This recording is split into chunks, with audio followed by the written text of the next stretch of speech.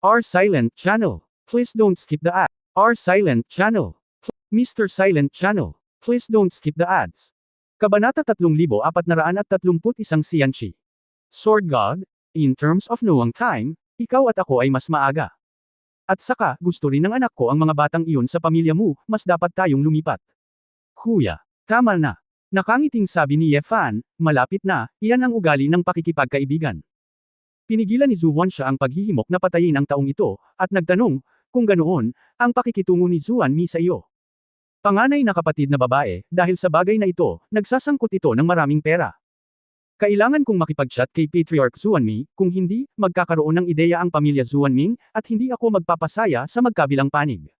Sana maintindihan ni ate, sana lahat ay makikinabang. Mataimtim na sabi ni Ye Fan. Si Zhu Wanxia ay walang magawa at walang pagpipilian kundi ang sabihin, kung gayon maaari kang makipag-usap sa lalong madaling panahon, maghihintay akong marinig ang iyong mabuting balita. Ate, kaunting balita lang ang masasabi ko sa iyo pansamantala. Ano? Ibibigay ko kay Zuanmi ang mga benepisyo ng Patriarch. Ay nauugnay sa World Tree.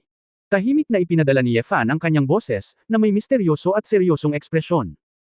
Ang mga mata ni Zhu Wanxia ay biglang kuminang ng gintong liwanag, at ang makulay na mga pakpak ay nanginginig ng ilang beses. No wonder. May kinalaman ka pala sa World Tree. Ako rin ay isang pag-unawa sa layunin ng espada sa antas ng emperador. Kahit na minamaliit mo ako, panganay na kapatid, mas gusto ko pa rin ako kaysa sa Big Brother Tree. Tree kuya. Ito ay World Tree, medyo malapit kami, at ipinakilala din ito sa akin ang pinagmulan nito. Tinatawag mong kapatid ang World Tree. Hindi ba? Hindi nagsisinungaling si Ye Fan, ito lang ang personal niyang karanasan, hindi banggitin, ano ang mahalaga kung paano niya tinawag ang World Tree. Lalong nasa sabik si Zhu Wanxia. Sword God. To tell the truth, na naginip na ako mula pa noong bata ako. Natigilan si Ye Fan, at kailangang magtanong, anong panaginip? Ang pangarap ko ay gumawa ng pugad sa World Tree. Ubo. Hindi napigilan ni Ye Fan, humagalpak siya ng tawa, ngunit mabilis na nagkunwaring umubo at tinakpan ito. Ang mga ibon ay mga ibon pagkatapos ng lahat. Ang bansa ay madaling baguhin, ngunit ang kalikasan ng mga ibon ay mahirap baguhin. Nang makakita ako ng puno, agad kong naisip ang gumawa ng pugad. Tila napagtanto din ni Zhu Wanxia na masyado siyang nagsasalita, kaya nagpanggap siyang mahinahon, sa madaling salita, magiging cooperative relationship tayo sa hinaharap. Sana ay matupad ng Sword God ang kanyang salita. Kailangan. Naramdaman ni Ye Fan ang kanyang puso. Sinimulan kong malaman ito. Kung ang World Tree na ito ay gagawa ng isang vermilion nest, hindi ba ang nakapaligid na espiritual na mga patlang ay hindi maaaring magtanim ng mga halamang gamot? Hindi yun gagana, kailangan mong magbukas ng maaga ng iba pang mga planting spot, o hayaang tulungan ka ni Zuanming na mabawi ang ilang lupang sakahan. Kung nanatili si Suzaku sa tabi ng World Tree, hindi ba't madaling makakuha ng thermal power at geothermal energy? Habang iniisip ito, nagtanong si Ye Fan, Sister, gusto kong itanong, saan ang teritoryo ng Shenlong at Baihu? Makikipag-chat din ako sa kanilang mga pinuno. Marami kang gana, nandyan ang aming Suzaku clan at Xuanming clan. Help, gusto mo pa ba? Maaga o huli, kailangan mong bisitahin, walang masamang magkaroon ng higit pang mga kaibigan. Sa sangkatauhan, ikaw lang ang kwalipikadong makipagkaibigan sa amin.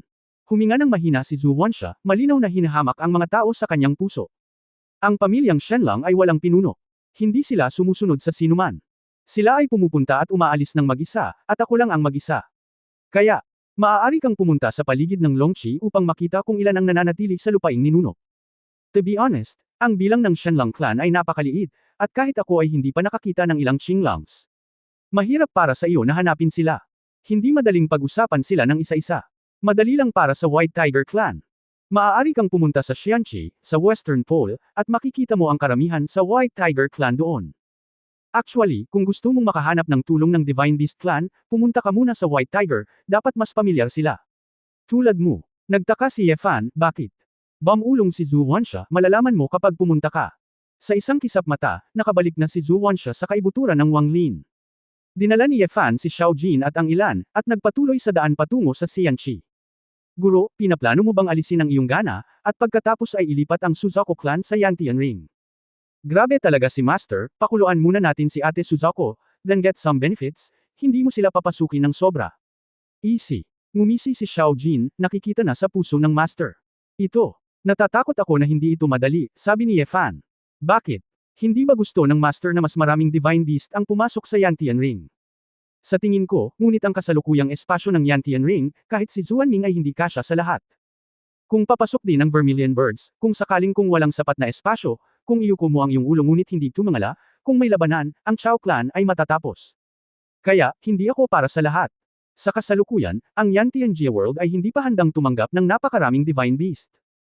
Naisip ni Ye Fan, siguro, kapag ang Xuanming Clan ay halos tapos na sa paghuhukay, hayaan ang Suzaku Clan na pumasok muli.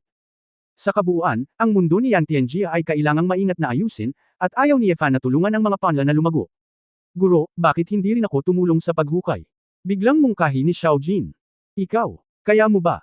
Nagulat si Ye Fan, bakit biglang nagsumikap ang mata ko na ahas? Nagboluntaryo. Pumasok si Xiao Jin Zilio sa Yantian Ring, at lumabas muli pagkaraan ng ilang sandali. Master, hindi ako sapat na malakas, masyado akong mabagal sa paghuhukay, kapatid na Xuanming, hayaan mo akong huwag gumawa ng gulo, nahihiyang sabi ni Xiao Jin. Hindi man lang nagulat si Ye Fan, ngumiti at sinabing, ayos lang, pwede kang maging mascot, at ako na ang bahala sa iyo. Napayuko si Xiao Jin, medyo bigo. Pagkatapos ng dalawang paglipat, sa wakas ay nalaman ni Ye Fan ang lokasyon ng Xianqi. Ito ay sinasabing isang pond, ngunit ito ay talagang isang malawak na bundok na may malalaking bato at lubhang tuyo na mga bundok. Patuloy na bumagsak ang kulog sa kalangitan, na winasak ang lahat ng uri ng malalaking kidlat. Sa malupit na kapaligiran, kahit na mga gawa-gawang hayop, natatakot ako na marami ang hindi makaligtas. Ang lupa dito, maraming elemento ng metal, hindi nakakagulat na napakaraming kulog. Sa pamamagitan ng wuswang, sinuri ni Ye Fan ang kapaligiran dito at nalaman na ang lugar na ito ay isang malaking bakal na planeta. Parang bundok silang lahat, pero metal na bundok talaga. Boom! Xiao Jin, ingat ka. Pinag-aaralan ni Ye Fan ang komposisyon at nakakita ng asol na Thunderbolt, na may gulat at lakas, na bumagsak kay Xiao Jin. Haharange na sana ito ni Ye Fan ng espada, ngunit huli na ang lahat. Napakunot noo si Xiao Jin sa hangin, nahulog sa bundok, at gamulong pababa. Haha, demonyong dragon pala yun, no wonder na mahina. Kumikislap ang asol na liwanag ng kulog, at nang tingnan kong mabuti, ito ay isang puting tigre na may mga guhit na itim, nangingibabaw at mabangis. Puting tigre. Nakita ni Ye Fan ang buhay na mythical beast na White Tiger sa unang pagkakataon, at nalaman niya na kumpara kina Xuanming at Suzaku, ang White Tiger ay talagang napakaliit. Kung ikukumpara sa nasa hustong gulang na si Lu Wu, hindi ito kasing husay niyan. Gayunpaman, ang laki ay hindi nangangahulugan ng lakas, kahit papaano ay malinaw na nakikita ni Ye Fan na ang lakas sa pakikipaglaban ng puting tigre na ito ay mas malakas kaysa kay Xiao Jin. Emperor level sword intent. Ikaw ang sword god ng sangkatauhan, tama ba? Ako ito, nandito ako. Pagkatapos ng laban, pag-usapan natin yan. Ngumisi si Bai Ho at ipinakita ang kanyang mga pangil, at ang kanyang buong katawan ay sumabog ng asol na kidlat, na naging isang thunderbolt. Direktang sumuntok sa lalamunan ni Ye Fan. Chapter 3432. Hindi ganito ang chat na ito. Ang triple disintegration ni Ye Fan sa isang iglap, at ang double disintegration ng sword intent. Tumatawag ng matigas na espada at kalasag, na direktang hinaharangan ang epekto ng puting tigre na ito. Ngunit ang puting tigre ay agad na gumuhit ng isang matalim na picot na arco, nilagpasan ito mula sa gilid, at muling sumalakay. Ang bilis ay napakabilis kaya naalala ni Ye Fan ang pagbabago ng pamilya Chinkyo. Si Ye Fan ay patuloy na naging isang espada at kalasag, inalog ang puting tigre palayo. Haha, sword god lang kaya ang ganito. Bubugbugin lang ba siya? Ang puting tigre ay biglang naging daan-daang kidlat, at ang mga kulog ay bumaba mula sa lahat ng direksyon. Medyo naiinis din si Ye Fan, medyo hindi makatwiran ng taong ito. Ang Teiko Dragon ay nasa estado ng galit.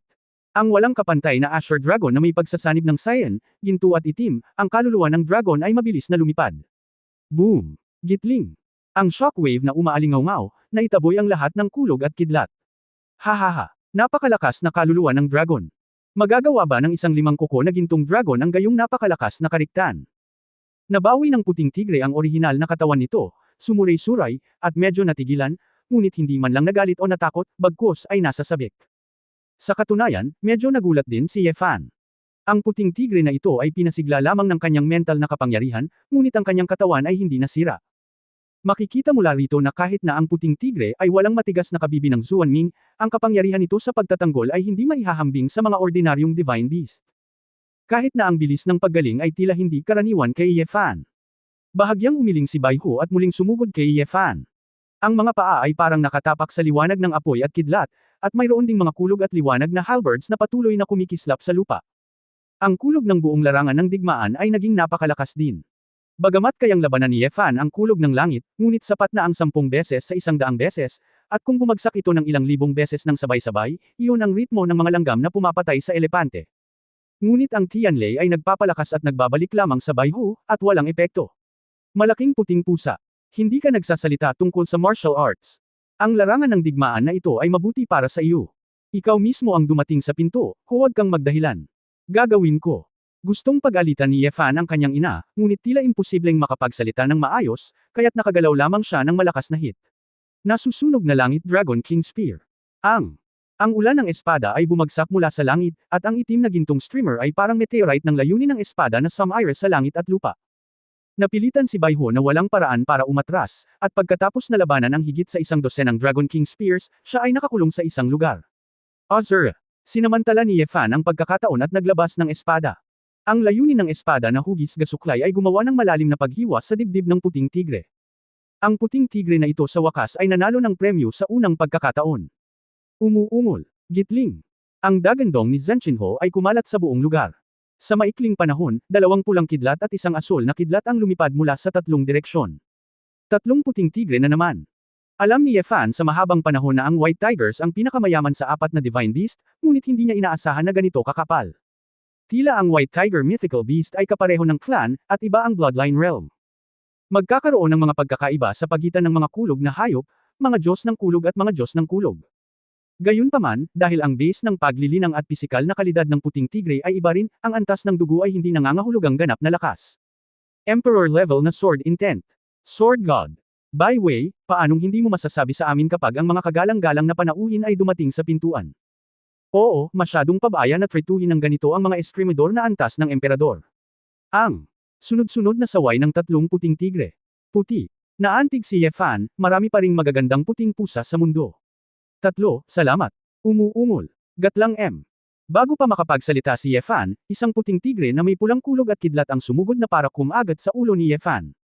Ako. Agad na naging berde ang mukha ni Yefan. Mabilis na bumilis ang isang Tianfeng Longying, hinuranggan ni Yefan ang puting tigre gamit ang sword light. Kung hindi dahil sa mabilis na pagsagot ay kinain na ang ulo ko. Akin na. Ang isa pang Leisha puting tigre ay bumaba mula sa langit, tumawag ng libu-libong kulog, nagtitipon mula sa lahat ng direksyon. Ito ay tulad ng isang super funnel, ngunit kung ano ang tumagas pababa ay ang agos na nagtatagpo sa isang malaking ilog. Maggrupo kayo maglalaban. Malakas na tanong ni Yefan. Sino bang nagsabing gusto kanyang awayin ng one-on-one? Pwede ka ring tumawag. Ngumisi si Baiyan at sumugod. Isang puting tigre ang patuloy na bumabagsak ng mga kulog sa kalangitan, at 3 puting tigre ang mabilis na umatake sa lupa. Ginamit ni Yefan ang kanyang espada upang maglakad sa paligid ng dragon, at inilatag ni Yefan ang 3 pares ng mga pakpak ng espada sa likod ng kanyang likod, nagiging bug zone ng hangin, umiikot at umiikot na parang kidlat sa larangan ng digmaan. Ang 4 na malalaking puting pusa ay pinilit siya ng kaunti, ngunit ito ay mapanganib at medyo mahirap na patayin siya ng direkta, na hindi naaayon sa kanyang layunin na pumunta dito. Ang langit ay puno ng hamog na nagyelo. Daan-daang libong lumilipad na mga espada ang bumaril pabalik-balik sa larangan ng digmaan sa bilis ng liwanag. Ang 3 kulay na streamer ng itim, ginto at asul ay tumusok sa hangin na may malupit na tunog, tulad ng galit ng mga Diyos. Masakit, masakit. Ilang malalaking puting pusa ang sumigaw sa sakit, at nakaramdam ng sobrang saya sa parehong oras. Pervert. Bulong ni Yefan sa kanyang puso. Ang susi ay ang mga puting tigre na ito ay may kamanghamanghang kahusayan sa pagbawi, at mabilis silang gumaling kahit natamaan sila ng kanyang walang kapantay na layunin ng espada. Ang pusa ay may 9 na buhay. Ito ang ninuno ng mga pusa, sa palagay ko ang buhay ay medyo mahirap. Bulong ni Yefan sa kanyang sarili sa kanyang isip, ngunit hindi ito ang paraan. Pinahina lang ni Frost Mantian ang paggalaw at dalas ng pag-atake ng mga puting tigre na ito, ngunit hindi ito lubusang nalutas. Sa patuloy na pagbilis, sa wakas ay nakahanap ng puwang si Yefan. Ang anino ng espadang demonyo ay biglang bumaba, puno ng kasamaan at kabaliwan. Pag-awit ng kamatayan. Ako. Ngayon lang natuklasan na ang mga espiritual na katangian ni Baihu ay mas mahina. Ang libu-libong primordial spirit ni Yefan ay nagpakita ng malaking kapangyarihan, at ang anino ng sword demon ay tila sumasakop sa buong Xianqi. Ang 4 na malalaking puting pusa ay may mga bilog na mata, bumulong-bulong sa mahinang boses, at nagsimulang umatras. Ngunit siya ay sinalakay pa rin ng mental shock na ito, at nagsimula siyang gamulong sa lupa, na parang namamatay sa sakit ng ulo. Sa katunayan, ang epektong ito ay napakababa ng pinsala. Ordinary mythical beasts, tinatayang baliw na silang pumatay sa isa't isa. Nakahinga ng maluwag si Yefan, sa wakas ay inalis ito. Dinala si Xiao Jin, na gumaling na, si Yefan ay nagpatuloy sa pag-alis sa kailaliman ng Xianqi. Ngunit bago pa sila tumakbo ng malayo, si Bai Yan, na nasa likuran niya, ay naghintay ng ilang puting tigre na makahabol muli. Sword God, saan ka pupunta? Hindi pa tapos ang laban na ito. Hindi ba? Napakabilis ng pagbawi. Nanlumo si Ye Fan nang biglang lumitaw sa harapan niya ang pamimilit na nagpabigla sa kanyang puso. Boom! Puting electric thunder ang tumama sa tuktok ng bundok. Isang puting tigre na may puting gintong kidlat na dumadaloy sa kanyang buong katawan at ang kanyang buhok na kumikinang sa metal na kinang ay nakatayo roon ng marilag. Kaagad na sumunod, 3 puting tigre na may asul na kulog at kidlat ay dumaong din sa mga gilid. Isang leisya puting tigre na sumunod, umungal ng galit. Bai Yan, presumptuous, hindi pa rin tumitigil. Naghintay ng ilang sandali si Bai Yan, nakatayong ayaw. Bai Kai, ang bilis mong dumating. Ang Sword God ay ang pinarangalan na panauhin ng hari ng digmaan, paano mo magagawa ang mga bagay ng pribado? Saway ni Bai Kai. Nang marinig ito ni Ye Fan, kinumpirma niya ang kanyang hula at sumuko sa puting tigre ng dugo ni Thor. Lumalabas na ang iyong kamahalan ay ang White Tiger King na si Bai Zon. Sword God, ang ilan sa parehong ang kanay ignorante, huwag bale. Haha, ayos lang, hindi ba kayo magkakilala kung hindi kayo mag-aaway?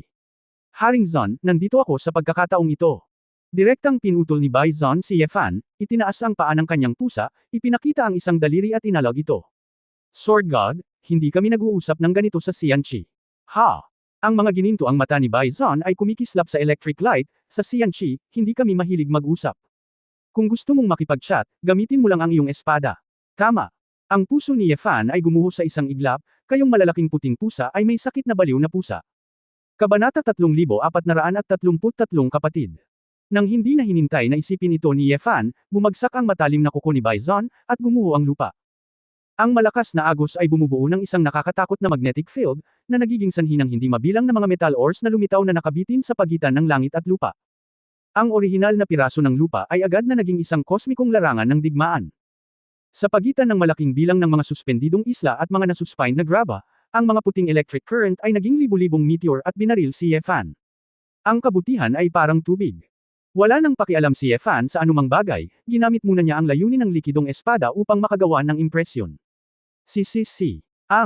Ang electric current ay tumama sa liquid sword intent, at may posibilidad na abalahin ang liquid sword intent.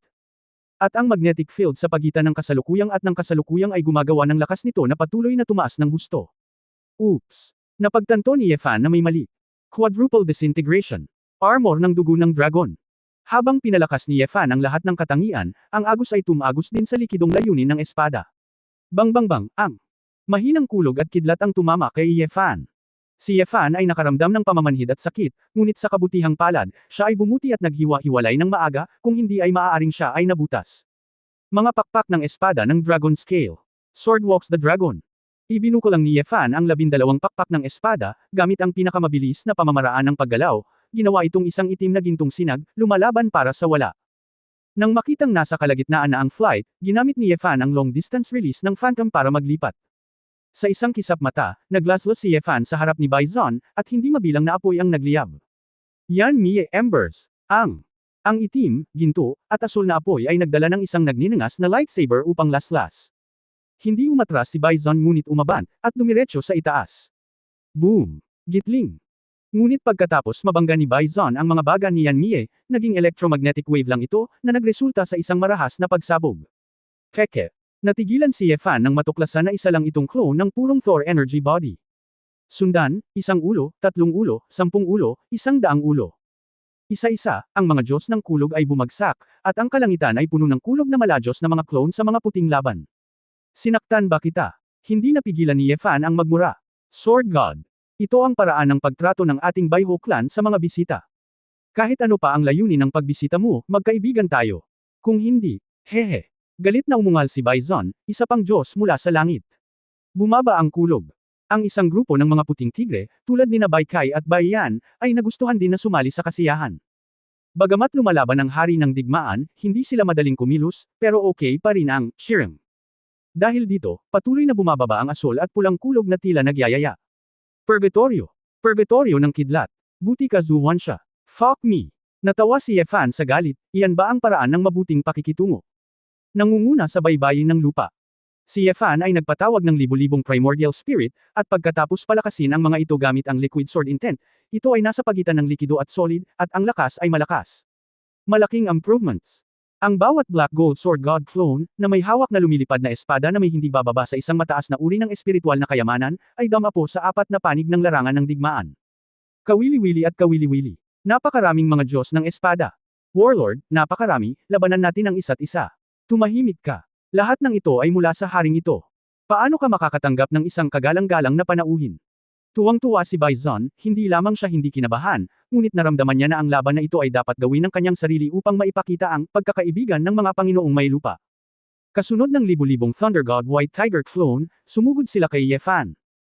Ang libu-libong mga clone ng Sword God ni Yefan ay sunod-sunod ding kumaway na may walang katulad na layunin ng espada. Para sa isang oras, ang layunin ng espada at banal na kulog ay nagngangalit sa pagitan ng langit at lupa, tulad ng katapusan ng mundo. Malinaw na mayroon lamang isang tao at isang tigre, ngunit mayroon itong lasa ng isang sakuna na digmaan. Ganun pa man, dahil nabibilang ang dalawang panig sa yugto ng kompetisyon, hindi nila lubos na nailabas ang kanilang kapangyarihan. Kung hindi, natatakot ako na baka hindi makayanan ni Xianqi. Sa matinding labanan sa pagitan ng clone at ng clone, mahahanap din ni Yefan at Bison ang katawan ng isa't isa. Si Bison ay tumawag ng daan-daang white gold lightning chain, tulad ng isang trackang missile, na hinahabol ang figure ni Yefan sa bilis ng liwanag. Ayaw ni Yefan na habulin at bugbugin, kaya nilabanan lang niya ang agos at ginamit ang kanyang kakayahan sa pag-counterattack. Matapos pagsamahin ang kapangyarihan ng Thunder God sa Sword Intent, lumaban siya. Gayunpaman, si Bison ay magaspang din ang balat at makapal ang balat. Kumain siya ng 10,000 espada ng tulala, ngunit ang kanyang balat ay basag lamang. Tinansya ni Yefan na kung hindi siya maghiwa-hiwalay, hindi siya magkakaroon ng pagkakataon na talagang tamaan ang White Tiger King. Sword God. Ito ang iyong Sword Intent. Hility. Hindi ganoon katalas ang kuko ng iyong pusa. Direktang ginamit ni Yefan ang Vengeance Sword Shadow nang tamaan niya ang kabaliwan. Kasama sa banal na kulog, sa simula ng araw, ito ay nagpalabas ng apat na kulay na mga ilaw ng espada na itim, ginto, asul, at puti, sinisira ang kalangitan at sinisira ang lupa, at ang bilis ay napakabilis na tila isang laser light na patuloy na nagpapaputok ng makapal na sinag ng pagkawasak sa lahat ng direksyon. Tuwang-tuwa na napabulala si Bison ng aw-aw. Medyo sumakit ito matapos lumaban ng ilang espada. Ang mga kuko ng tigre na may apat na paa ay biglang umunat, at ang buhok sa buong katawan ay nagpakita ng mas malakas na metal na kinang. Tila naging Vajra tigre, at napabuti na naman ang lakas ng depensa. Haha, haha, ayan, fair na, mag-away na naman tayo.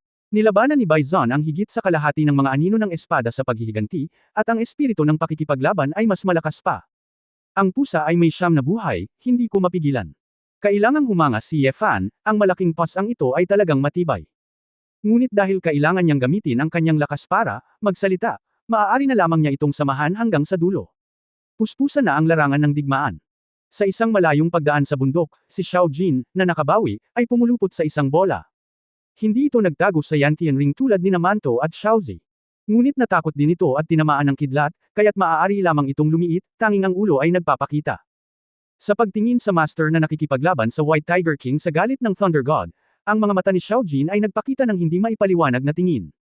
Unti-unti, huminto sa panunood si Xiao Jin, at ibinaon ang ulo sa kanyang katawan, nanginginig.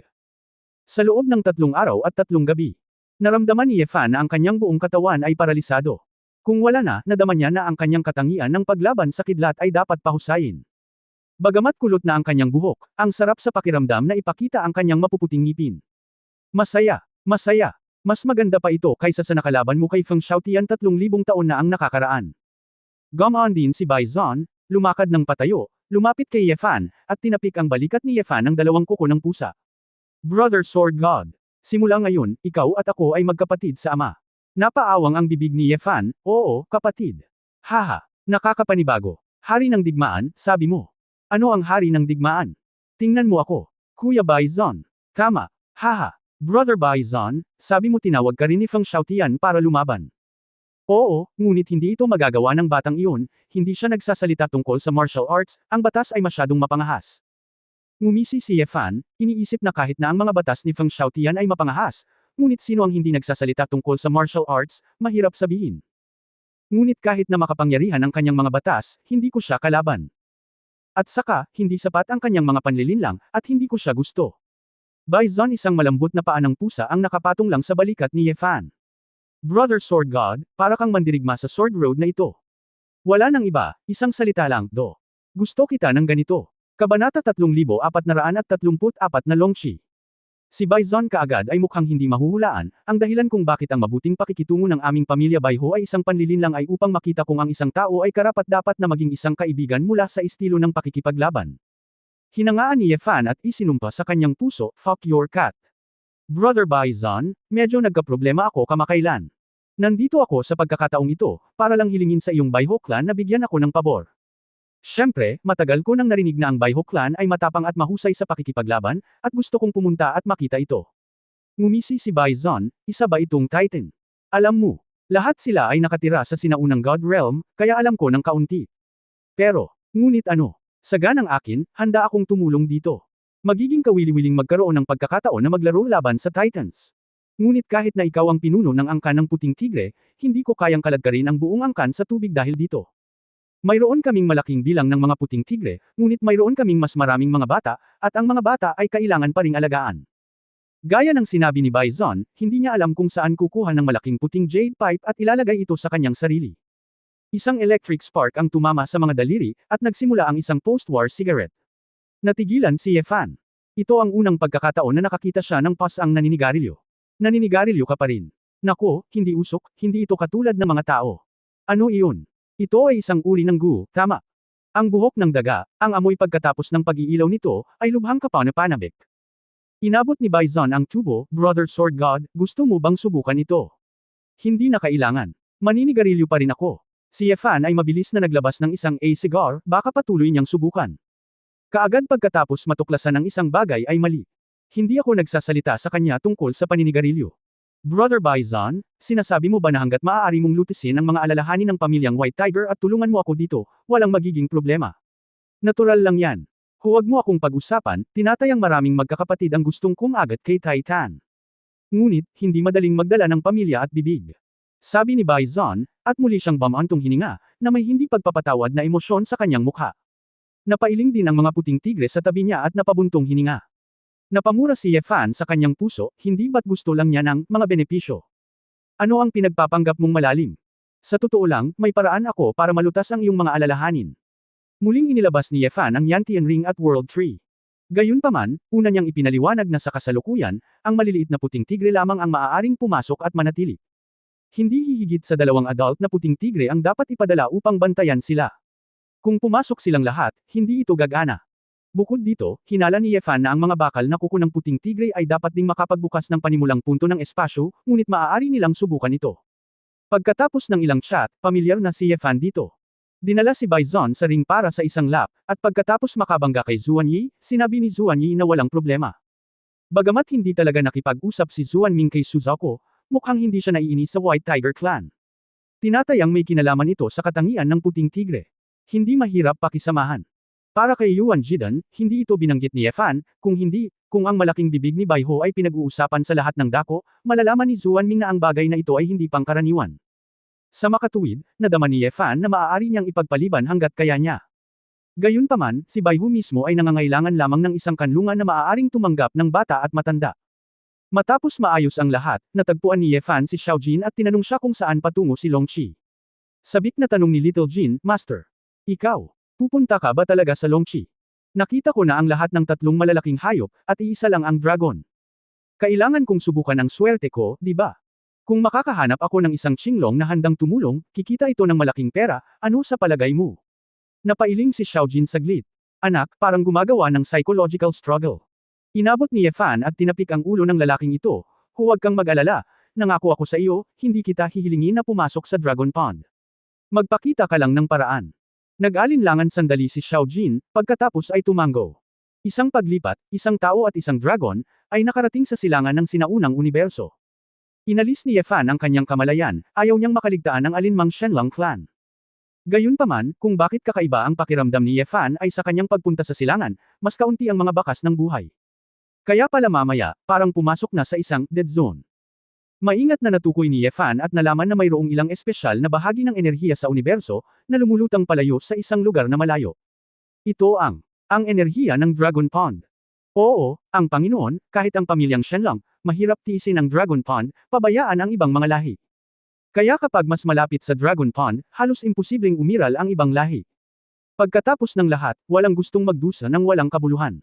Sumimangot si Ye Fan, nakaramdam siya ng kaunting sakit sa kanyang mga mata. Dahan-dahan, ang balat ay may nasusunog, nakatutuyan na pakiramdam. Sa pagkawatak-watik ng pangalawang layer at pangatlong layer, unti-unting nalabanan ni Ye Fan ang kapangyarihan ng Dragon Pond na ito. Kung ikukumpara sa lupaing ninuno ng pamilyang Shenlong, ang malamig na Beiming at ang mapanglo na Xianqi ay maituturing na langit. Grabe talaga ang living environment na ito. Marahil ito ay dahil, kahit na mayroong isang espada, ito ay ganap na kinaagnasan ng Longxi, kaya si Ye Fan ay hindi makalipat sa Longxi. Matapos lumipad ng halos isang araw, sa wakas ay narating ni Ye Fan ang Dragon Pond. Sinasabing ito ay isang pool, ngunit sa katunayan. Mula sa malayo, ito ay mas mukhang isang uri ng misteryosong celestial body. Ito ay isang napakaitim na, itim na masa, na hindi nakakakita ng anumang pagbabago. Upang sabihin na ito ay isang itim na butas, ngunit ito ay hindi kasing gravitational ng isang itim na butas. Pero kung planeta, parang walang masa. Matapos tingnan ito ng malapitan, nakita kong isa talaga itong itim na pool na kasing laki ng dragon na nakapulupot. Bakit may mga tao? Biglang may nagmula sa kabilang panig ng Longqi. WHO. Maingat na natukoy ni Ye Fan, para lang malaman na may isa pang dragon sa malapit. Isang maitim na pulang apoy na dragon na nagninanga sa apoy ng dragon ay na-teleport kina Ye Fan at Xiao Jin. Pagmamanipula ng espasyo. Tumalon ang dila ni Ye Fan, kung nabasa niya ito ng tama, isa lang itong Fire Dragon, isang skill na hindi alam ni Xiao Jin, kaya pwedeng gamitin ng lalaking ito ng basta-basta. Ha! Wala ka man lang sa Longxi, pero maaabot mo ang 5 kuko na gintong dragon. Paano mo ito nagawa? Lalong nagulat si Huolong nang makita niya si Xiao Jin. Malabo na sinabi ni Xiao Jin, basta. Patuloy na lumaban sa malakas, at pagkatapos, dumaan sa pagsubok ng buhay at kamatayan. Sa dami ng sinabi niya, mas nagiging confident siya. Hindi ito pinunit ni Ye Fan, ngunit hindi niya maiwasang matawa. Hey! Tapos ka na, malamig na ngumiti si Huolong, talagang katangahan, sayang naman na maganda ang pundasyon mo. Tapos na. Anong ibig mong sabihin? Tanong ni Ye Fan. Bakit, kaibigan mong demonyong dragon, hindi sinabi sa iyo? Tanong ni Wolong. Ano? Kung mas mataas ang antas ng bloodline ng demonyong dragon, mas mahirap na makapasa sa pagsubok ng pagbabagong anyo sa isang dragon. Dahil ang dragon pool ay hindi umaamin ng mga duwag. Ang mga mata ni Wolong ay medyo nakakahiya. Tumingin si Ye Fan kay Xiao Jin na may komplikadong mga mata. Hindi nakapagtataka na si Xiao Jin ay labis na laban kay Longxi. Oo, kung mapupuntahan mo ang 5-clawed golden dragon, mas madaling tumawid sa dragon pond, kaya hindi ba pipilitin ng lahat na maging dragon ang kanilang dugo? Kung mas mahina ka, mas matapang kang tanggapin ang pagsubok ng Longxi, mas kamanghamanghang dragon. Alinsunod din ito sa mga mayayabang na katangian ng pamilya Shenlong, na nag-iisa. Ang pamilya Shenlong ay hindi tumatanggap ng mga oportunistang duwag. Kabanata 3435 Fire Dragon. Napabuntong hininga si Ye Fan at nagtanong, Brother Huolong, ano ang pangalan mo? Bakit ko sasabihin sa iyo? Dahil ikaw ang Diyos ng espada. Balik tanong ni Huolong. Ngumiti si Ye Fan at sinabing, kilala mo rin ako. Imperial level sword intent, na may dragon sa tabi ko, walang iba kundi ang sword god. Hindi ko lang inaasahan, demonyong dragon lang iyon, wala iyon. Wolong disdain. Ang implikasyon ay hindi karapat-dapat si Xiao Jin na tumabi kay Ye Fan. Dahil dito ay lalong hindi komportable si Xiao Jin, ngunit maaari lamang siyang magalit at hindi maglakas loob na magsalita. Pagkatapos ng lahat, hindi pa siya dumaan sa pagsubok sa Dragon Pond, at sa harap ng totoong Shenlong, hindi niya magawang iangat ang kanyang ulo. Kahit na si Xiao Jin ay isang demonyong dragon, ito rin ang aking kapareha at pamilya. Hindi nakakahiyang aminin na siya ay mahina, matigas na sabi ni Ye Fan. Ang katawan ni Xiao Jinlong ay nagulat, nakatingin sa mga mata ni Ye Fan, na lalong nahihiya. Haha! Hindi ka takataka na isa ka pa ring demonyong dragon, kaya pinuprotektahan ka ng master. Si Wolong ay mas mapanghamak, kahit bilang isang demonyong dragon, hindi ka sapat na kwalipikado, kahit na mayroon kang pundasyon ng isang 5 kuko na gintong dragon, hindi ka magiging sapat. Ito ay isang uod na umaasa sa mga tao. Nang marinig ito, sa wakas ay hindi na napigilan ni Xiao Jin. Galit na umuungal, maaari mo akong murahin. Ngunit hindi mo masasabing hindi ang aking Panginoon. Pinuprotektahan ako ng aking Panginoon, binibigyan ako ng masarap na pagkain, tinatrato akong mabuti, ano ang ginawa niyang mali? Hindi man lang nagalit si Huolong, ngunit sa halip ay paulit-ulit niyang inisyon, walang ginawang mali ang Diyos ng Espada, at tama ka. Kung tutuusin, ang layunin mo ay hindi maging Supreme Dragon, kundi maging isang alagang hayop para sa libangan. Hindi. Napakasakit ni Xiao Jin kaya tumulo ang mga luha ng ganito. Sinabihan talaga akong umiyak ng Fire Dragon. Gustong muling tumawa ni Ye Fan, ngunit nakaramdam ng matinding kalungkutan. Kilala niya ang mata ko na ahas sa sarili niyang pamilya. To be honest, si Xiao Jin ay hindi unmotivated, siya ay tamad at mahiyain. Nais din itong maging mas malakas at maging isang mataas na ranggo na Panginoong Xiaojin, ngunit masama bang matakot sa kamatayan? Hindi maaaring hilingin ni Ye Fan sa sinuman, tulad niya, na magsanay ng sword intent na bumuo ng elixir, at magsanay ng maraming disintegrasyon. Katulad nito, hindi niya maaaring hilingin kay Xiaojin na tanggapin ang Dragon Pool tulad ng ibang matapang na demonyong dragon.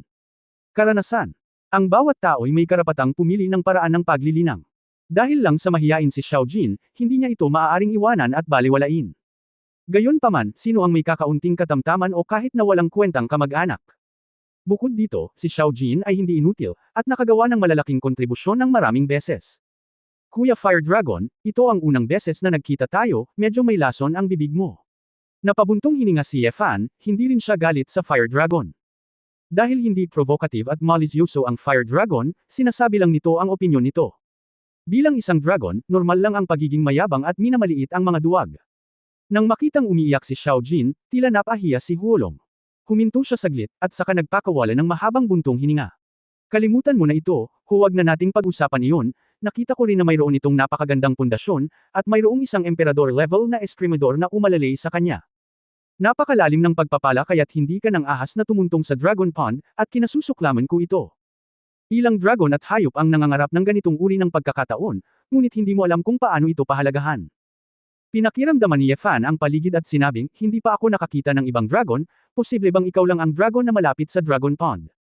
Hindi mo ito makikita, baka ayaw lang ng ilang dragon na makita mo ito, pagmamalaki ni Huolong. Natigilan si Ye Fan at natawa sa sarili. Oo, halos hindi nakita pinansin ngayon lang. Ang tunay na dragon ay may malawak na mahiwagang kapangyarihan, maging ang apoy na dragon, hindi banggitin ang gintong dragon at ang asul na dragon. Kung gusto mo talagang linlangan ang kanyang kamalayan, tinatayang magiging madali ito. Kuya Huolong, ano ang ginagawa mo sa Longqi? Nabalitaan ko na walang espesyal na gamit ang Longqi maliban sa pagpapalit ng mga dragon, tama? Hindi ba karamihan sa mga dragon ay gumagala sa paligid? Sandaling natahimik si Huolong, pagkatapos ay mahinang nagsabi, narito ako hinihintay ang aking asawa. Iyong asawa. Tumingin kaagad si Ye Fan kay Longqi, sabi mo. Pumasok din sa Longqi ang asawa mo. 6 na milyong taon na ang nakakaraan. Lahat tayo ay Jiao, pumasok ng sama-sama. Lumabas ako ng Longqi. Bilang resulta, lumabas ako 5.7 milyong taon na ang nakalilipas. Tumingin si Huolong kay Longqi na may malalim at pabago-bagong mga mata, ang asawa ko. Hindi pa lumalabas. 500,000 taon. Naantig si Ye Fan, ang apoy na dragon na ito ay nasa tabi ng Dragon Pond, naghihintay sa kanyang kapareha ng napakatagal. Lalabas ba ng maaga ang asawa mo? Hindi. Nakapag-appointment na tayo. Kung lalabas tayo, makikipag-ugnayan tayo kaagad sa isa't isa. Nakasundo din kami na hanggat nabubuhay pa kami, hindi kami susuko. Napabuntong hininga si Ye Fan sa kanyang puso na ang mga divine beast ay may mahabang buhay, at ang mga emosyon sa pagitan nila ay mas bulok kaysa sa mga tao. Kung gayon gaano katagal karaniwang tumatagal ang karanasan sa Longqi. Mahirap sabihin, ayon sa mga nakatatanda, maaaring tumagal ng ilang oras para sa pag-aayuno, at maaaring tumagal ng libu-libong taon para sa mabagal. Biglang nakahinga ng maluwag si Ye Fan, kaya, asawa mo, baka magkita tayo ulit. Salamat, Sword God Jian, ngunit alam ko talaga iyon, may kaunting pag-asa. Bakit mo nasabi iyan? Sa nakalipas na 5 milyong taon, nakakita ako ng 2 Jiao Dragon. Isang dragon ang pumasok sa Dragon Pond. Sa huli, isang Jiao lang ang lumabas. Sinabi ng Fire Dragon na may isang mapang akit ng ngiti, ang pagsubok sa Longqi ay hindi isang misteryosong mundo na maaari kong hulaan. Kahit na ako ay naging isang dragon, nalilito pa rin ako tungkol sa Longqi. Ano ang hitsura sa loob? Hindi maiwasang magtanong ni Xiaojin. Sinulyapan ito ng apoy na dragon, ngunit sa pagkakataong ito ay wala na siyang mabangis na dila, at sumagot, hindi masasabi sa mga salita na ang bawat dragon na pumapasok ay iba. Ang susi sa pagsubok ng Dragon Pond ay nasa 2 salita, pagtitiis, paliwanag. Kung kaya mong tiisin ang nakaraan, malalagpasan mo ito.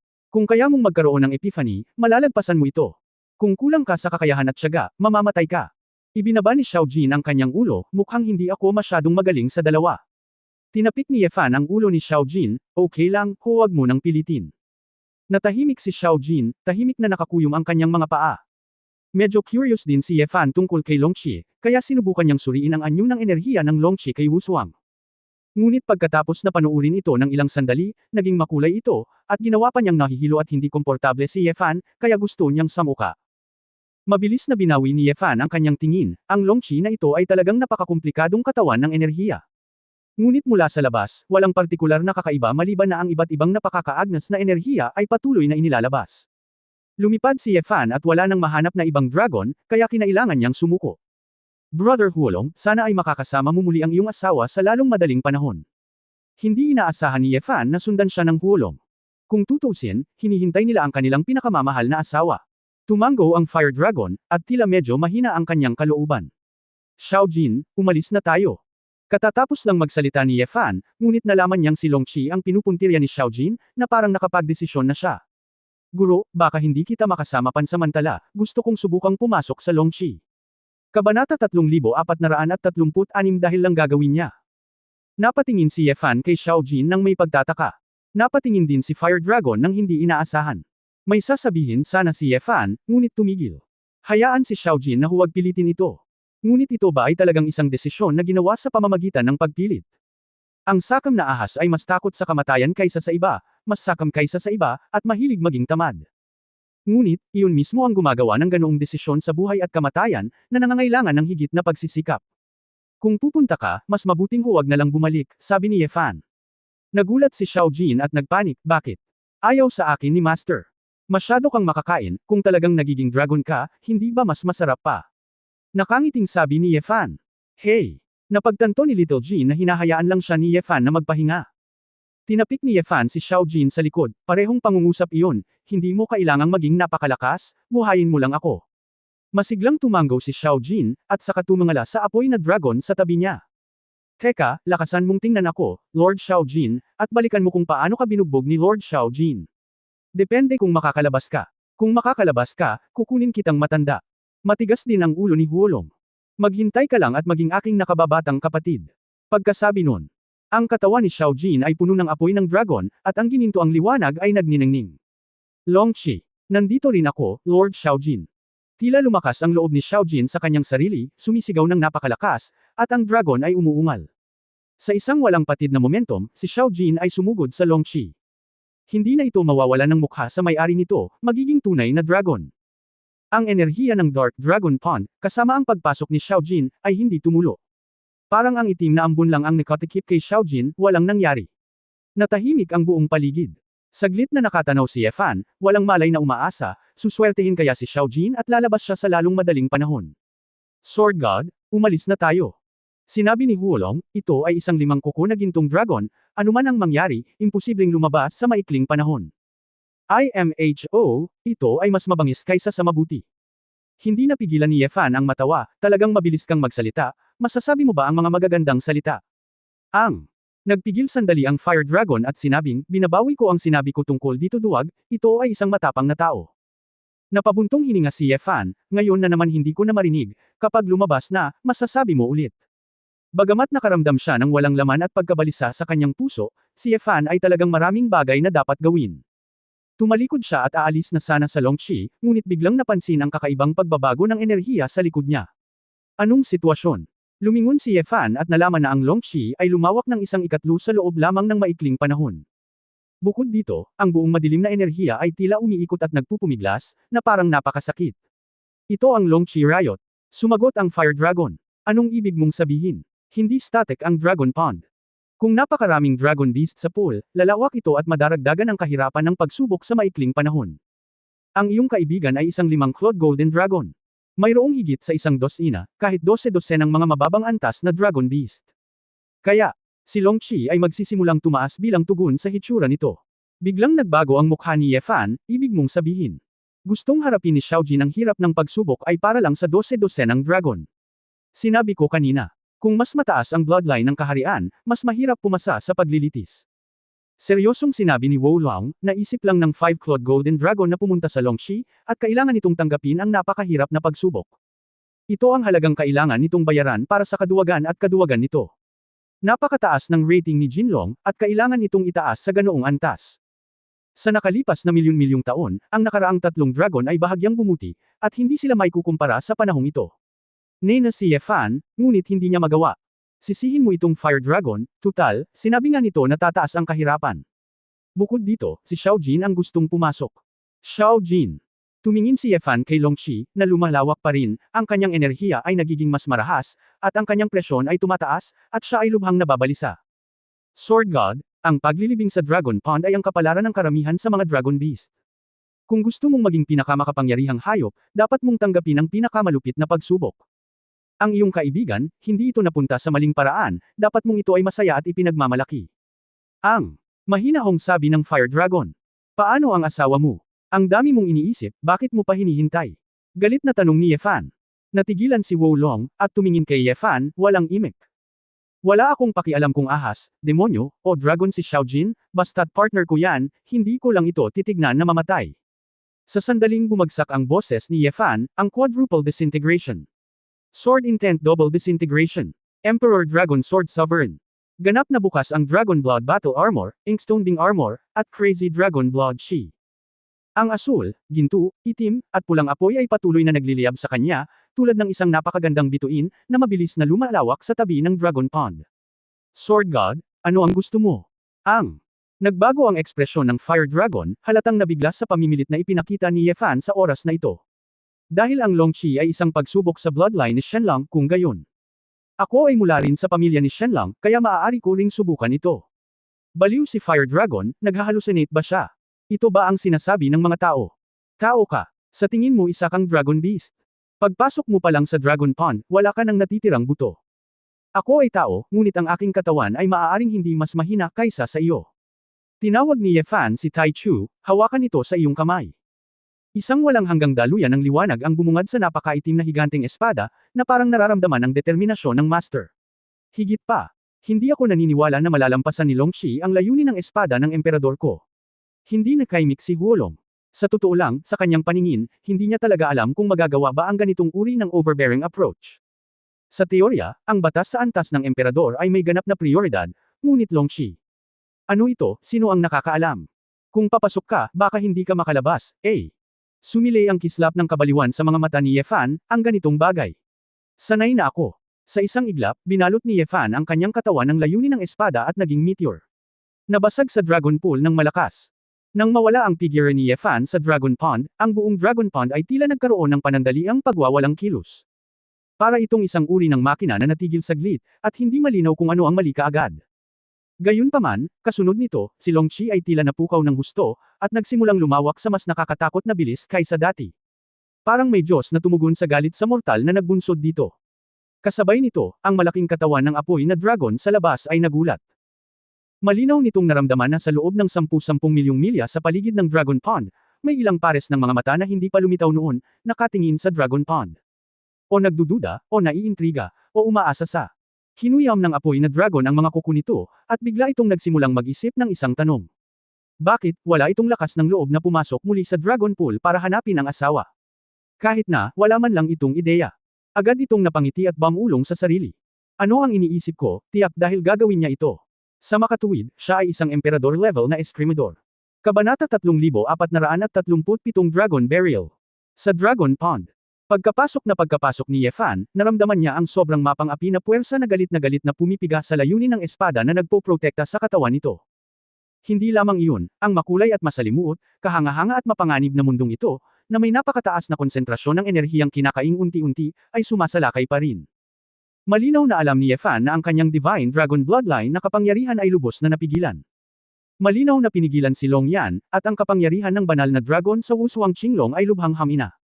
Pati ang kaluluwa ng dragon ay nagpapabilis ng pagkahapo, na parabang na-hypnotize.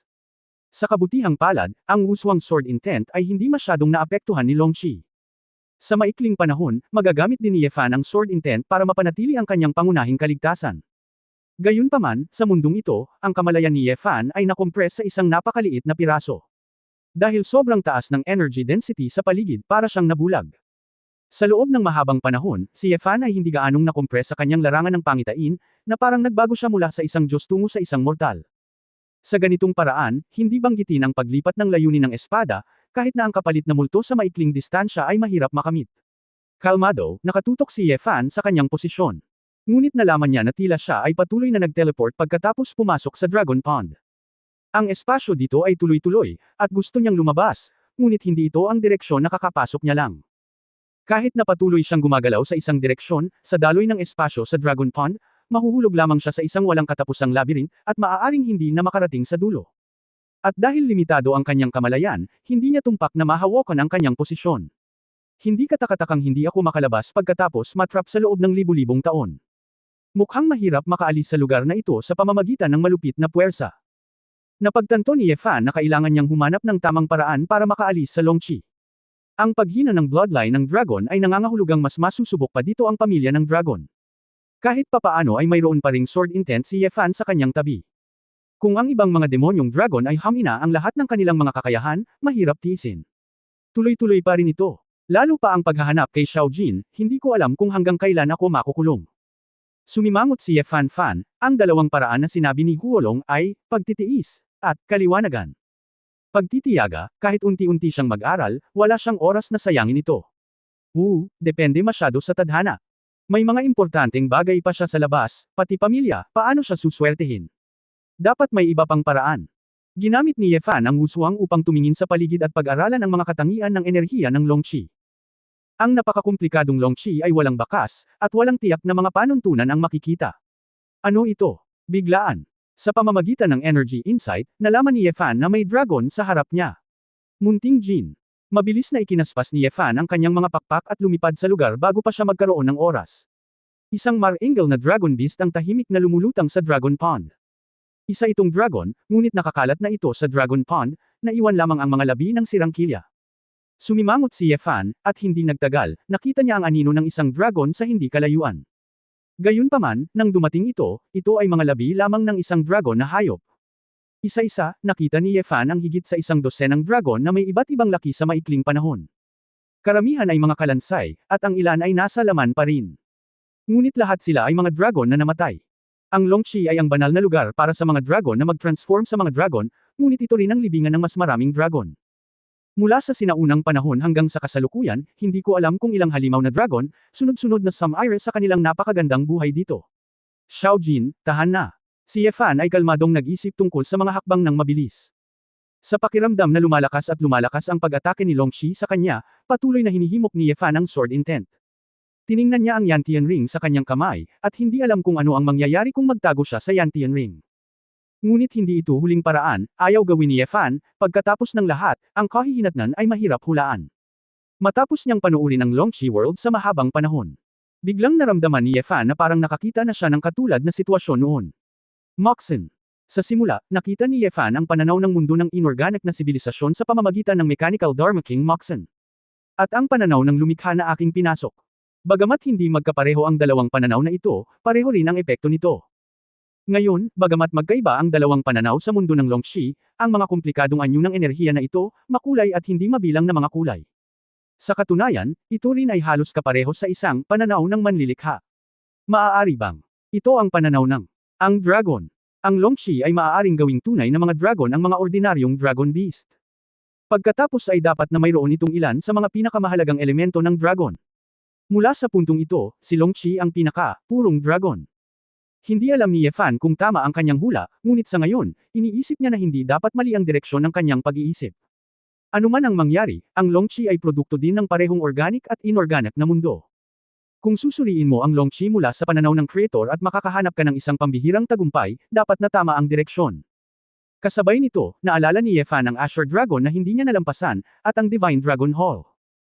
Sabi ni Wolong, walang dragon ang nakakaalam kung ano ang Dragon Ball, kahit na makita ko ito, hindi ko maintindihan. Si Feng Xiaotian at Qinglan ay parehong nagsabi na walang Qinglong ang makapaglalarawan kung ano ang Divine Dragon Palace. Maaaring, ang pangunahing punto ng Divine Dragon Palace ay halos kapareho sa Longqi. Unti-unting nagbago ang isip ni Ye Fan. Sa isang pahiwatig ng inspirasyon, hindi niya maiwasang mahulog sa pagmumuni-muni. At ang labas ng mundo, ang Human Alliance, at lahat ay naghihintay sa pagbabalik ni Ye Fan. Lumipas ang ilang araw, at tila malapit na ang Heavenly Demon Festival. Nay, bakit hindi bumalik si tatay? Kailan ibabalik ni tatay sa akin ang steamed buns? Yuncheng, ang tirahan ng pamilya ni Ye Fan. Si Su Qingzhou ay kumakain kasama ang kanyang anak na babae, habang si Tuan ay patuloy na nagtatanong sa kanyang ama at Fat Tiger. Ye Tuan, mahigit 10 beses mo nang tinanong ang nanay mo, at sinabi ko sa iyo na busy si tatay sa labas. Kung tatanungin mo ulit si nanay, magagalit ka. Nagkunwaring mabangis si Su Qingzhou. Kumurap si Tuan, kumuha ng kutsara at nagpatuloy sa pagsubo ng pagkain, na may kaunting agrabyado sa mukha, at tila hindi ito masarap. Dahil siya ay medyo sobra sa timbang, at ayaw umasa ni Su Qingzhou kay Lingdan na magpapayat para sa kanyang anak, kaya ang maliit na chubby na babae ay naging vegetarian kamakailan. Qingzhou, huwag mong sisihin ang bata, mali si Ye Fan sa pagkakataong ito. Pagkaraan ng maraming araw na walang balita o kontak, nag-aalala din kami. Lumabas si Ye Wuyo sa silid sa likod ng mga oras na ito, at medyo nanunambot, masyado akong naging maluwag sa kanya. Sa katunayan, dapat ko rin siyang alagaan. Ignorante talaga ako. Ano ang ginagawa mo kapag iniwan mo ang iyong asawa at mga anak sa bahay?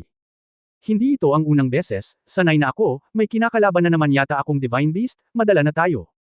Umiling si Su Qingzhou. Mapait nang umiti si Ye Wuyo, good boy, ikaw lang, nagsumikap ka, at walang pinagsisisihan, ang swerte ng anak ko. Nay, huwag mo nang banggitin ito. Hindi mo pa nakita ang damit na ito, ang ganda. Nakangiting komento ni Su Qingzhou nang makita niya ang lavender dress ni Ye Wuyo. Talaga, hehe. The last time I went to Earth to buy it, it's not bad. Masayang ngumiti si Ye Wuyo.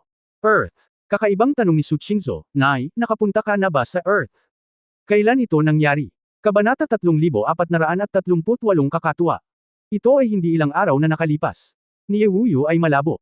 Sinabi ni Su Qingzhou na may pag-aalala, kung gusto mong bumalik sa iyong bayan sa loob ng ilang araw, maaari mong sabihin sa akin na magpapadala ako ng isang tao sa walang katapusang purgatorio upang linisin ang lahat.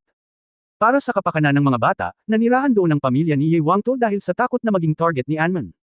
Sa Yan Tianring.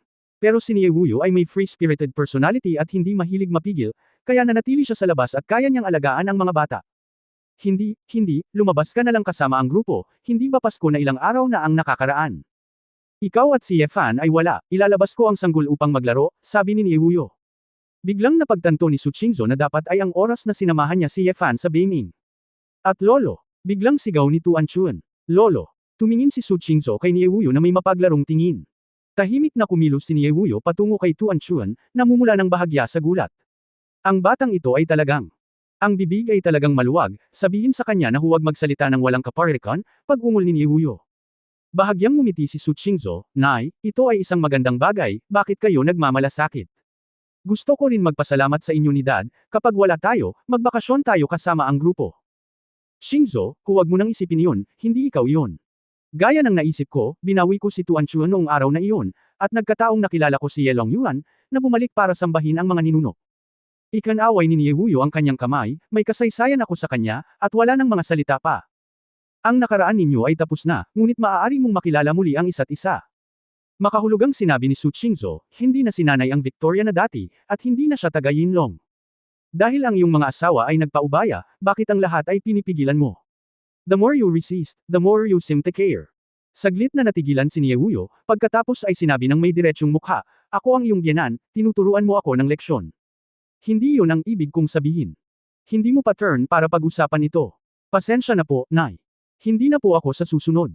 Ibinaba ni Su Qingzhou ang kanyang ulo. Malamig na sumangot si Ye Wuyo at lumabas na. Pagkalabas niya ng bahay, kumislap sa tuwa ang mga mata ni Ye Wuyo, at hindi maitago ng mga sulok ng kanyang bibig ang pagnanais niyang matawa.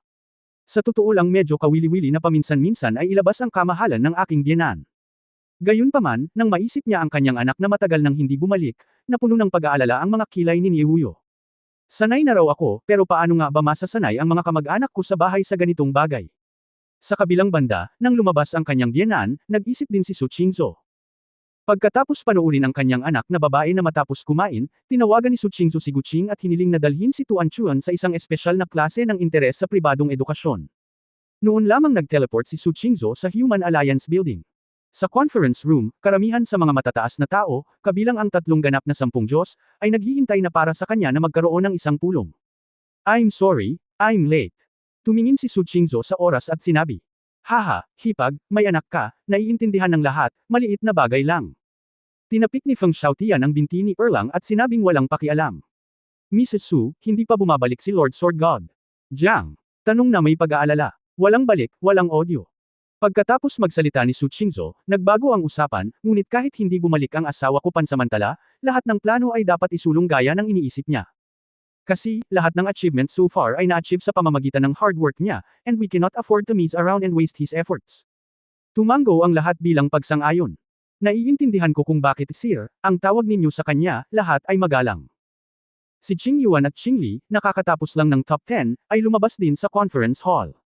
Bilang strategic level na nanggaling sa side ni Hongmeng, ang lakas ng dalawa ay hindi kasing ganda ng sikat na aktres ng Foggy Night, pero may kanya-kanyang advantage din sila.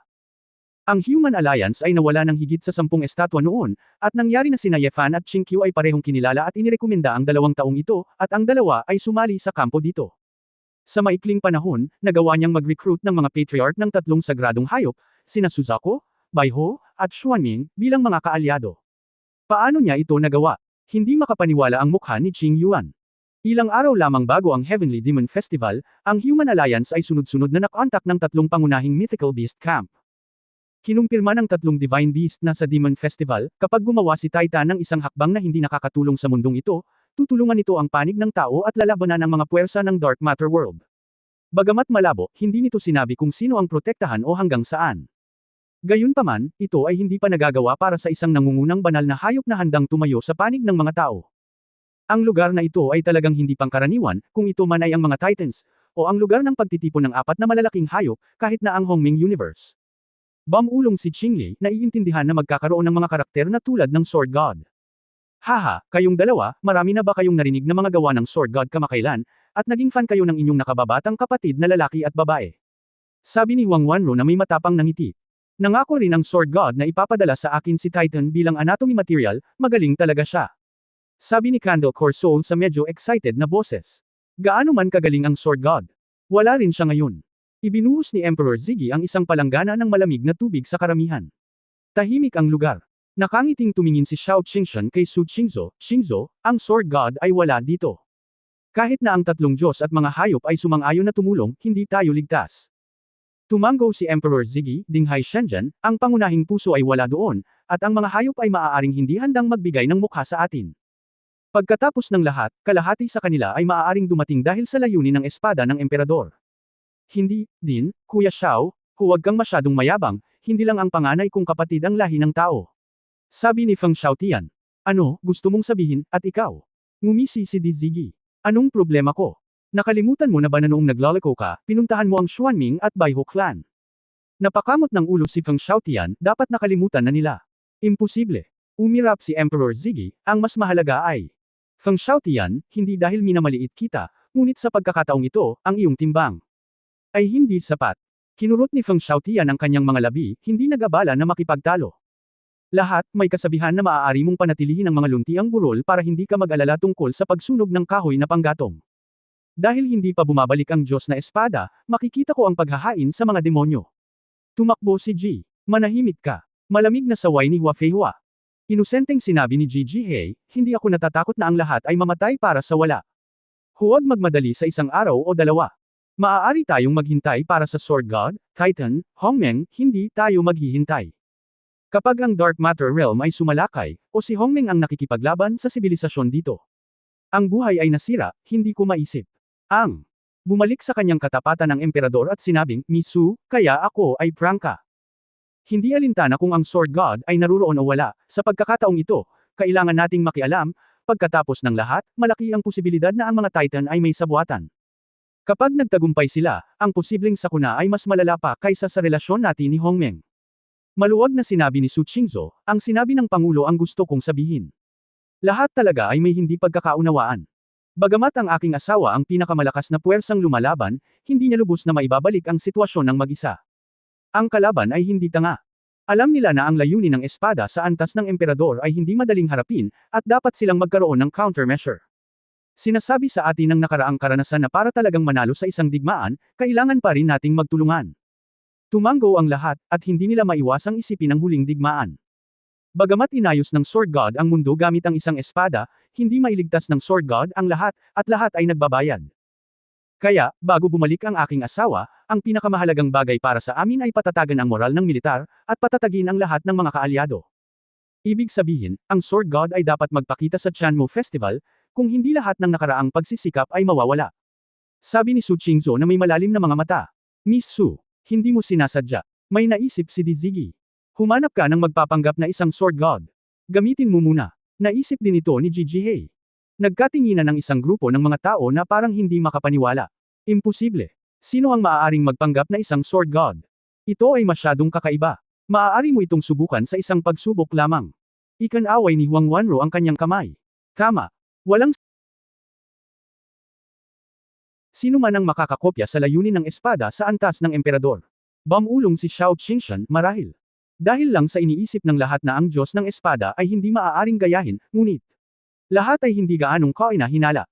Tita Xiao, bakit nalilito ka? Paano kung ma-expose ka? Ay explore mo yan, malalantad yan. Mas mabuti na lang na wala si Sword God, lahat maagang makakakuha ng bulk goods, okay.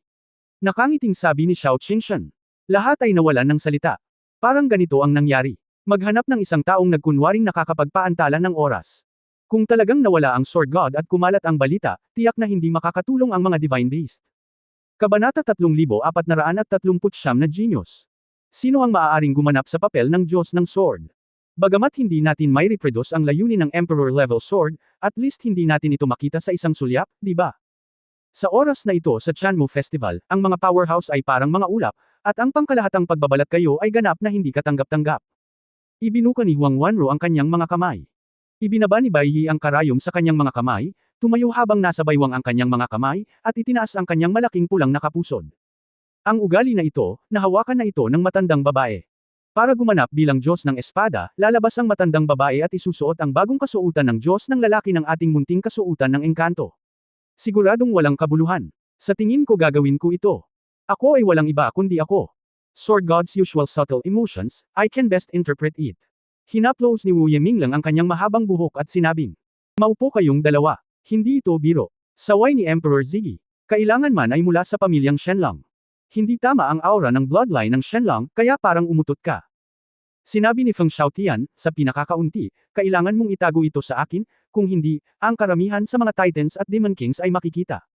Si Feng Xiaotian talaga ang pinakaangkop na kandidato, dahil sa kanyang lakas, ang mga powerhouses na ito ay hindi makalusot. Ngunit ang problema ay si Feng Xiaotian mismo ang magiging problema kung hindi siya magpapakita, sabi ni Xiao Qingshan. Gusto mo bang subukan ito kasama si Ye Xuanguang? Iminungkahi ni Gigi He. Hindi namin mapagkakatiwalaan ang taong ito, direktang pagtanggi ni Hua Feihua. Ang ilang mga taong naroroon ay hindi napigil ang tumawa, si Xuanlong Emperor ay tinutugi si Elder Hua, hindi ito sekreto. Gayunpaman, tamad si Hua Feihua na bigyang pansin siya, at binyantaan pa niya si Ye Xuanguang. Kung patuloy niyang i-stalk siya, wawasakin niya ang Obsidian Legion. Simula noon, si Ye Xuanguang ay nagpigil ng husto, paminsan-minsan ay nagpapakita ng pagkamapagpatuloy, at hindi nang ahas na lumayo. Matapos marinig ni Su Qingzhou ang mga mungkahi ng lahat, nag-isip siyang sinabi, sa totoo lang. Mayroon akong mas angkop na kandidato. Kapag sigurado ako, sasabihin ko sa lahat. Sa mga tuntunin ng pag-unawa sa Sword God, dapat ikaw ang unang ginang. Kung sino ang sasabihin mo ay magiging pinakamahusay na kandidato. Jiang. Ngayon lang nagsalita. Flutter. Inilibot ni Huang Wanro ang kanyang mga mata. Agad na sinabi ni Su Qingzhou, may isa pang bagay, ito ay ang impormasyon mula sa Celestial Clan. Oo naman, tulad ng inaasahan namin, sa pagkakataong ito iminungkahi ni Titan na magpadala din ng Protoss ng mga kinatawan upang pumunta sa mga sinaunang Diyos para sa isang pagtitipon. Kahit na ang Protoss ay hindi lalahok sa Tenma Festival, sila ay lalahok sa Divine Realm Conference pagkatapos ng sakripisyo. Sa kasaysayan, nagkaroon ng ilang pagpupulong sa pagitan ng Protoss at ng Demon King, at lahat sila ay nasa sinaunang mga Diyos. Ngunit dati, iilan lamang na mga hari ng Diyos at mga hari ng demonyo ang pumirma ng isang kasunduan sa armistice para sa mga lokal na digmaan bago sila nagkita. Sa pagkakataong ito, lumapit ang Titan, at ito ay isang pambihirang panahon ng pag-atake ni Hongmeng. Lahat ay dapat magbigay ng mukha, kaya ito ang pinakamalaking kumperensya ng mga Diyos at demonyo sa kasaysayan. Iba-iba ang mga ekspresyon ng mga strategist, ang iba ay inaabangan ito, ang iba ay nag-aalala, at ang ilan ay nararamdaman na ito ay hindi mahalaga. Bilang ang mga kinatawan ng ating Human Race Alliance, talagang nagpaplano ang Titan na gumawa ng eksena. At si Asmodeus ng 7th Kingdom, huwag kalimutan, isa rin ito sa mga utak. Sa oras na ito, si Su Qingzhou ay nakatanggap ng isang tawag, tiningnan niya ito at tumayo. Lahat, gawin natin ito sa ngayon, at kapag nakakita ako ng kandidato para sa aktor, titingnan ko ito para sa lahat. Pagkatapos magsalita ni Su Qingzhou, bumalik siya sa kanyang opisina. Matapos buksan ang video communication, lumabas sa screen ang figure ng Elf Queen na si Vi Rhodes. Ang mukha ni Chu Yunyao ay sapat na malaki, ngayon ay kailangan niyang hilingin sa Reyna na kausapin siya, sabi ni Su Qingzhou. Miss Su misunderstood, dahil lang si Miss Chu ay nasa forbidden area, hindi maginhawang makipag-usap sa iyo ng direkta. Si Biluodis ay nakaupo sa isang matikas at pinong pag-aaral, na may marangal at magandang mukha at bahagyang ngiti. Ano ang gusto niya sa pagkakataong ito? Sa pagkakataong ito ay wala na siyang gusto, nakahanap na siya ng WHO, ang Doomsday Law God. Tumango si Su Qingzhou, okay, sasabihin ko sa Doomsday, may gagawin pa ba ang Reyna? Ngumiti si Vilaudes at sinabing, yung ipinadala ko kay Miss Su 2 araw na ang nakalipas Elf Dew, nasisiyahan pa ba si Miss Su? Ang Elf Dew ay isang high-grade na aromatherapy, na isang espesyalidad ng Fairy Forest, at kapag nag-apoy, naglalabas ito ng nakakapreskong natural na halimuyak. Ang ganitong uri ng hamog ay palaging mahirap na pera sa mga maharlikang pamilya ng iba't ibang bansa, at binigyan ni Vilaudes si Su Qingzhou ng 10 bote na napakahalaga. Natanggap ko. Gustong-gusto ng pamilya ko. Salamat Queen sa kabutihan mo. Nang hindi naghihintay na magsalita si Vilaudes, agad na sinabi ni Su Qingzhou, inutusan ko rin ang isang tao na magpadala ng 100,000 sa pinakabagong nano-monitoring robot sa Reyna. Ang pagtatanggol sa Fairy Forest ay magiging mas mahigpit sa hinaharap.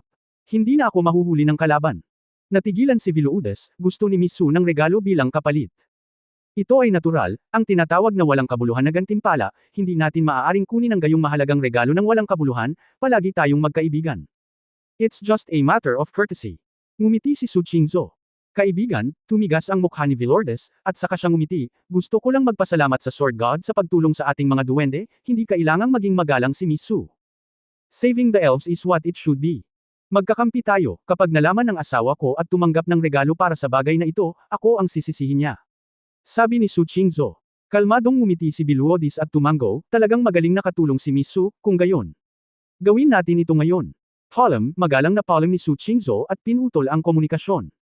Sa susunod na segundo, ang mga mata ng babae ay natatakpan ng hamog na nagyelo at paghamak. Makalipas ang 1 oras. Fairy Forest, Forbidden Land. Ang wakas ay dumating na sa baybayin ng EITR Lake. Hinahanap mo ba ako? Nang makita si Chu Yunyao na abala, humakbang si Doom at nagtanong. Halika at tingnan. Si Chu Yunyao ay hindi nagsalita ng walang kaparirikon, at hinayaan si Doom na pumunta sa ilang monitor. Ang laboratorio na pansamantala niyang itinayo sa tabi ng lawa ay kinakalkula ang iba't ibang data ng EITR sa napakabilis. This is, kumunot ang noo ni Doom matapos basahin ang ilang parameter. Mukhang pamilyar. Naaalala ko, ito ang Ankh, na sinaliksik ni Ganesha, ang kanyang immortal na gamot, ngunit hindi ito lubos na tumutugma. Tumango si Chu Yunyao, oo, hindi tugma, ngunit pareho ang direksyon. Talagang henyo si Ganesha. Siya ay tulad ni Einstein, na gumagamit ng pangkalahatang relativity upang mahulaan ang pagkakaroon ng mga black hole. Dapat ding isipin ni Ganesha na mayroong isang immortalidad na gamot. Siya nang maglaon, hindi ako nagpatuloy sa pag-aaral, sa isang banda, ito ay aking sariling personal na problema, at sa kabilang banda, ito ay dahil ang mga kondisyon ay hindi sapat na mature. Sa formula ng Ganesha, may kakulangan ng isa sa mga pinakakritikal na elemento. Ang elementong ito ay nangangailangan ng kawalang hanggan at kailangan sa lahat ng uri ng malupit na mga kondisyon. Noon, naisip ko rin na hindi dapat umiral ang ganoong bagay sa universo na ito. Kahit matapos kong makita ang pananaliksik ni Moxon sa walang hanggang bagay, hindi ako kumbinsido. Ngunit ngayon, sa wakas ay naunawaan ko na. Hindi sa wala ito, bagkus, nalampasan natin ang isang mahalagang lugar. Kabanata 3440 ang katapusan ng buhay. Nakatingin kay Chu Yunyao, na mukhang excited, na parang nakainom, nanginginig din ng Doomsday. Dark Matter Realm. Tama. Ang tunay na undead element, na hinahanap ni Ganesha ay nasa Dark Matter. Ang mukha ni Chu Yunyao ay puno ng pagkamangha, siya ay talagang nasa isang atrisadong lupa, na ang pagkakaroon ng sangkap na ito ng EITR ay nakalkula na. Siya ay isang tunay na siyentipiko. Isang propeta sa siyentipikong mundo. Abala na nagtanong si Doom, ang bukal ng buhay. Ang kakayahang muling pagkabuhay na taglay nito ay hango rin sa elementong ito. Oo, ngunit ang Fountain of Life ay isang uri lamang ng life restoration, hindi isang tunay na immortality. Ito ay dahil, umaasa lamang sa EITR, ito ay maibabalik lamang, hindi immortal. I even guessed that the Titan came to this world, and their ancestor Ymir also brought the EITR, baka naghahanap din sila ng secret of immortality. Nagbago ang mukha ni Doom, at kailangan kong sabihin na ang hula ni Chu Yunyao ay napakatibay, at ang lahat ay masyadong nagkataon. Ibig sabihin, ang perpektong kombinasyon ng mundo ng dark matter at ang bagay ng ating mundo ay maaaring tunay na kumpletuhin ang immortal na gamot, na ideal ng Ganesha. Kung ang mundo ng dark matter at ang ating mundo ay magdadagdag sa isang kumpletong mundo, upang maging tunay na immortal, dapat din itong magkaroon ng mga sangkap ng pareho. Sa teorya, ito ay totoo. Tuwang-tuwang hinawakan ni Chu Yunyao ang balikat ni Doomsday, alam mo. Hindi ito immortalidad, hindi ang ideology ang tumatagal magpakailanman, ngunit isang tunay na buhay na walang sinuman ang maaaring pumatay. Walang sinuman ang makakapag-burn nito. Nilunok ni Doom ang kanyang lalamunan at tiningnan ang siksik na impormasyon na tanging ang pinakamotong mga siyentipiko sa universo ang makakaunawa. Data. Bilang isang Aether, malakas din ang paniniwala niya sa agham. Sa sandaling ito, naiintindihan niya ang kalagayan ng pag-iisip ni Chu Yunyao. Nang ang paniniwala sa agham ay winasak ni Yehuya, malapit na itong bumagsak. Ang formula ng walang kamatayang gamot ni Ganesha ay parang bukang liwayway sa dilim, na lubos na nagpasaya kay Chu Yunyao. Kahit siya ay hindi maiwasang mamangha sa Diyos ng ulo. Sinong mag-aakala na pagkatapos maglibot sa ganoon kalaking bilog ay bumalik pa rin sila sa pangalang, Ganesha? Sa tingin ko, maari mo itong subukan, sabi ni Doom. Hindi. Dapat ako ay magtagumpay. Ipapakita ko ang tunay na kahulugan ng buhay ng mas maaga kaysa sa taong iyon. Bahagyang namumula ang mga mata ni Chu Yunyao, at ang kanyang mga mata ay puno ng mataas na espiritu ng pakikipaglaban. Pinapanta mo ako, hindi ba dapat sabihin mo na lang sa akin ito? Tanong ni Doom. Bagaman gusto kong magtrabaho ng mag-isa, sa oras na ito ay masikip at mabigat ang trabaho. Mahigpit na sinabi ni Chu Yunyao, upang makumplito ang proyektong pananaliksik na ito, kailangan mo ng pinakamataas na antas ng kaalamang siyentipiko sa mundong ito. Kailangang pagsamahin ang organikong sibilisasyon at hindi organikong sibilisasyon, maliban sa akin, ikaw iyon. At ngayon gusto kong tumuon sa dark matter civilization, kaya, we divide labor and cooperate. Tumango si Doom at sinabing, upang ganap na ma-extract ang nawawalang undead element, sa Ganesha formula, ano ang ibig sabihin nito? Tama, naniniwala ako na ang proseso ng pagkuha ng Ankh mula sa laso ni Titan, ito ay nasa direksyon din. Hindi madaling i-extract ang mga elemento. Maaaring isang mahabang proseso para ganap na i-calibrate ang mga parameter ng formula. Kalmadong sinabi ni Chu Yunyao, natural, hindi pa talaga nakikita ni Ganesha ang EITR, kaya ang kanyang formula maaaring hindi lahat ay tumpak, ngunit mayroon na tayong direksyon. Kahit na maaari nating kunin muna ang bukal ng buhay, ito ay isang mahusay na pagunlad, hindi bababa sa maaari itong basagin ang monopolyo ng Titan sa tagsibol. Wala nang sinabi ang Doomsday, ibinaon na lang ang sarili sa trabaho. Sa kabilang banda, si Yun Cheng. Pagpupulong ng pamilya. Hindi. Narinig ni Yehuyo na sinabi ni Su Qingzhou na gusto ni Ye Longyuan na gumanap bilang Ye Fan, at agad itong tinanggihan. This is too ridiculous. Kahit gaano pa siya rin ang ama ni Fanner. Ang biyenan mo, hinayaan mo siyang gumanap sa papel ng anak. Paano ito? Qingzhou, iniisip ko rin na kakaiba ito, paano ko gagampanan ang papel ng isang anak? Ungol ni Ling Yue. Dahil mag-ama ito, mas madaling malito ang totoo sa peke.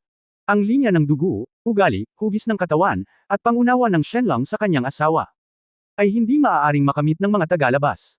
Nakiusap si Su Qingzhou, Nay, alam kong nag-aalala ka kay tatay, na matutokso siya at malalagay sa panganib, ngunit maaari nating subukang iwasan ang mga bagay na ito. Ako, hindi ako nag-aalala sa kanya, sa tingin ko lang ay hindi ito nararapat. Ang mga mata ni Yehuyo ay umiiwas, medyo masama ang loob.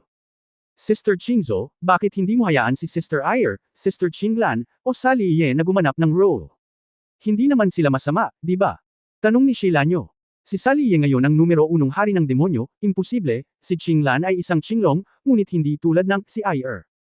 Ay isang salamangkero, at napakalayo upang maglaro ng isang eskrimador, sabi ni Su Qingzhou.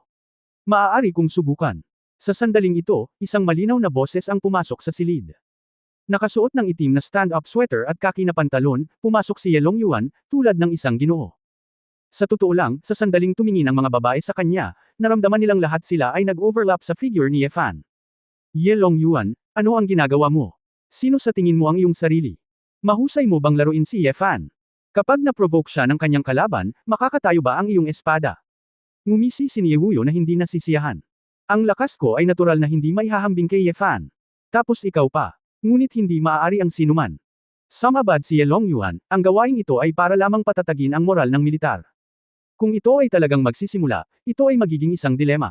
Hindi mahalaga. Hindi ako sumasang-ayon dito.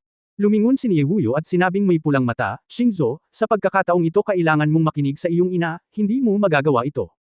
Wuyo, gusto mo bang hayaan ang anak mo na magtrabaho ng gusto? All in vain. O sa tingin mo hindi na siya babalik? Same time na tanong ni Ye Longyuan. Nang inag ang katawan ni Yehuyo, nabasa ang kanyang mga mata, talagang babalik ang anak ko. Hindi ba't mas angkop iyon, upang mapanatili ang kasalukuyang mga tagumpay? Nang makitang tahimik si Yehuyo, tila pumayag si Su Qing. Nakahinga rin ng maluwag si Snow. Tai, guguluhin talaga kita sa pagkakataong ito. Paglalaro bilang Diyos ng espada. Ang hitsura ang pinakamadali. Ang susi ay ang ilang pag-uusap, gawi, at iba't ibang detalye. Guguluhin kita para palakasin ang pagsasanay. Ginagawa ko ang aking makakaya, sabi ni Ye Longyuan ng may damdamin, kung tutusin, ito ay isang pangunahing kaganapan na kinasasangkutan ng daan-daang milyong buhay na nilalang. Tito, may dalang dalawang singsing si Kuya Ye Fan. Ito ay mga replika.